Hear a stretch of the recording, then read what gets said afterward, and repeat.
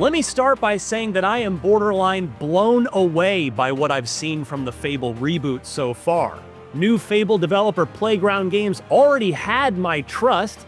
This is a studio that has produced nothing but one open-world masterpiece after another, but after learning a lot more about what the team has in store for its resurrection of one of Xbox's biggest franchises, I'm even more bullish about where they're going with it. Playground has turned the Forza Tech engine into a medieval British postcard. Combat is multi-layered, 1,000 NPC townsfolk are waiting to be romanced, co-parented with, divorced from, and landlorded over, and there are chickens abound just waiting to be kicked. Alongside Fable's big coming out party at the recent Xbox Developer Direct, I also spoke with game director Ralph Fulton about the choices the studio has made with this revival, so there's lots to discuss. But first, if you'll permit me, a quick Fable history lesson. Right out of the gate in the early 2000s, Fable was always fantastic, even if its early days on the original Xbox got a little extra scrutiny because its director at the time, legendary strategy game developer Peter Molyneux, made crazy promises about players planting acorns that would grow into full-size trees over the course of the campaign.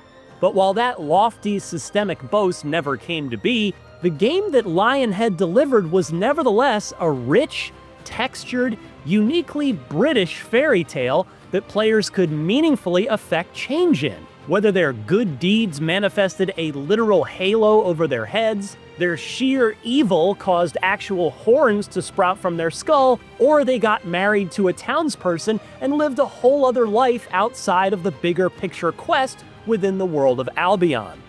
Lionhead arguably perfected the formula in the Xbox 360 sequel, adding a dog who'd be by your side throughout the story, and Fable 3 tweaked it further still while making the questionable in hindsight decision to move the timeline forward by 500 years, thereby changing the entire look and feel of Albion.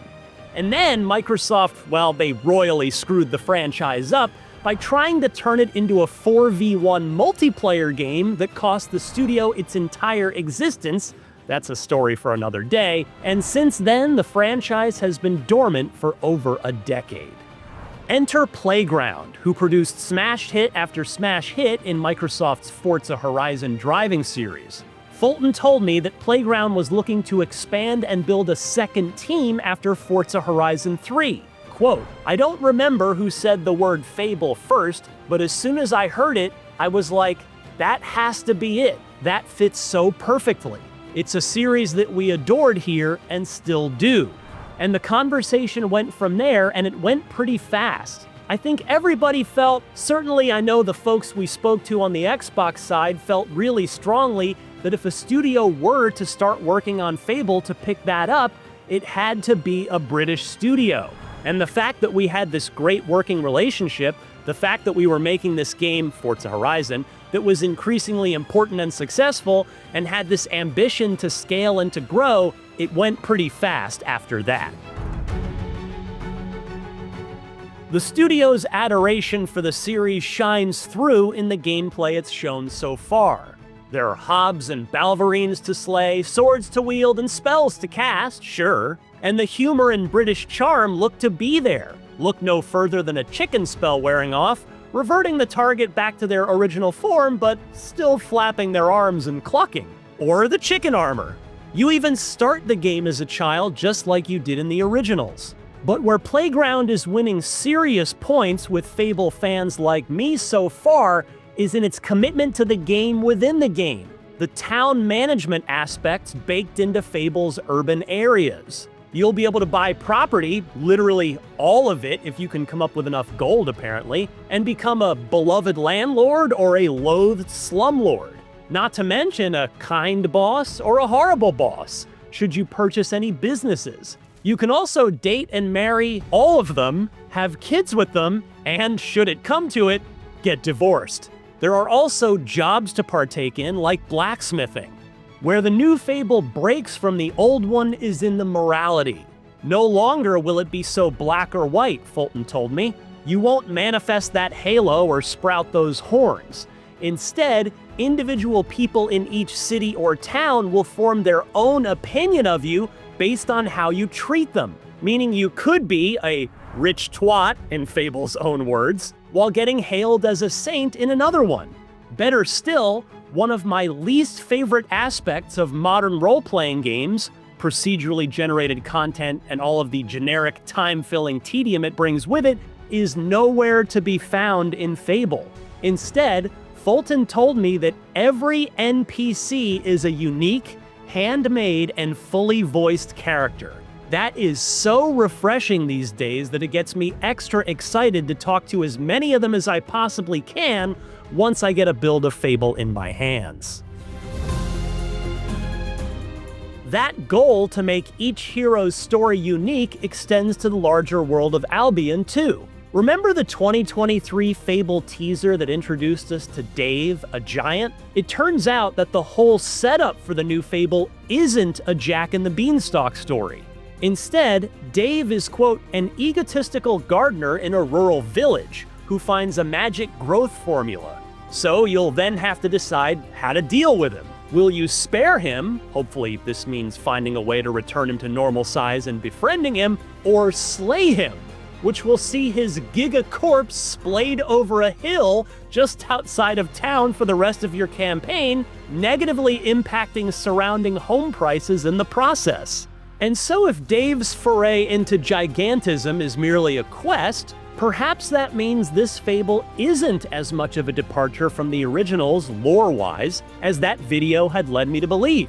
In fact, I point-blank asked Fulton whether or not this is a true reboot, or if this Fable is in some way connected to Lionhead's originals, and he had quite a telling answer for a supposed non-answer. He told me, quote, "I'm going to avoid that question, Ryan, and I'll tell you why. We touch very lightly on story in the Dev Direct piece, but honestly, what we really wanted to do is come out and speak to the detail in the game and answer all those questions that people inevitably have about the game we haven't answered before.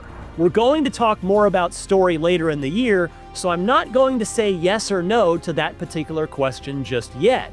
What I would say is with this being a reboot, it felt really imperative for us to clear the space to tell a story that we want to tell within Albion, which is why this isn't a sequel, for example. This isn't necessarily connected to the original timeline or events or characters, but we do share lore, and some of that originating lore of the Fable universe is really important to our story. Make of that what you will. So Fable seems to have the look, the humor, the moral choices, the quintessentially British charm.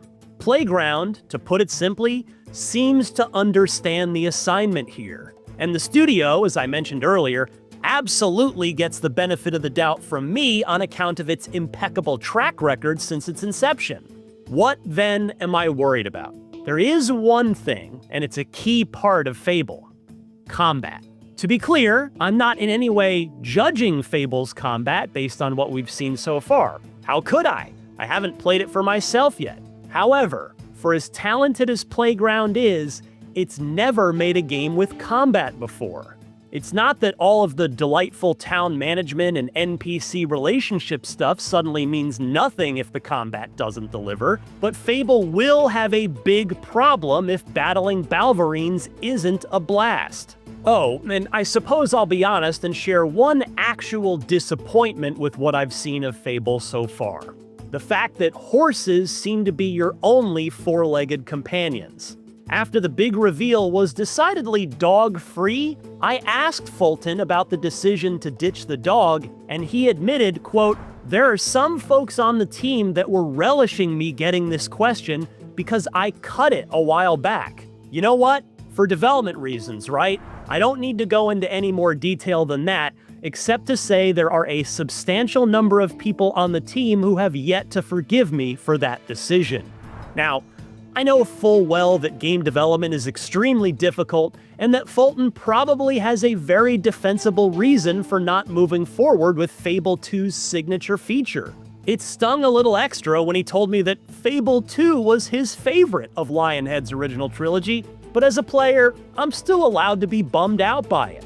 Here's hoping it's first on the new features list for the sequel, should we get that far. On the whole, though, I am truly, genuinely excited and optimistic about the new Fable. I've long felt that, particularly in Playground's hands, Fable has the highest ceiling in terms of game quality and finally delivering Xbox and, I guess, PlayStation, as it turns out, a PlayStation Studios-like Game of the Year award-contending single-player game of anything currently in Microsoft's massive first-party games portfolio. And though we don't yet have a specific release date to count down to, Playground is promising that we'll be playing it this fall, which basically means before November, since it would be patently stupid to try and relaunch this franchise after the better part of a decade in development, right up against the incoming game industry meteor known as Grand Theft Auto 6. Here's hoping that the new Fable lives up to its sky-high potential. For more on Fable, don't miss our live Podcast Unlocked reactions to the recent Xbox Developer Direct, as well as that 2023 teaser starring Giant Dave. And for everything else in the world of video games, keep it locked right here to IGN.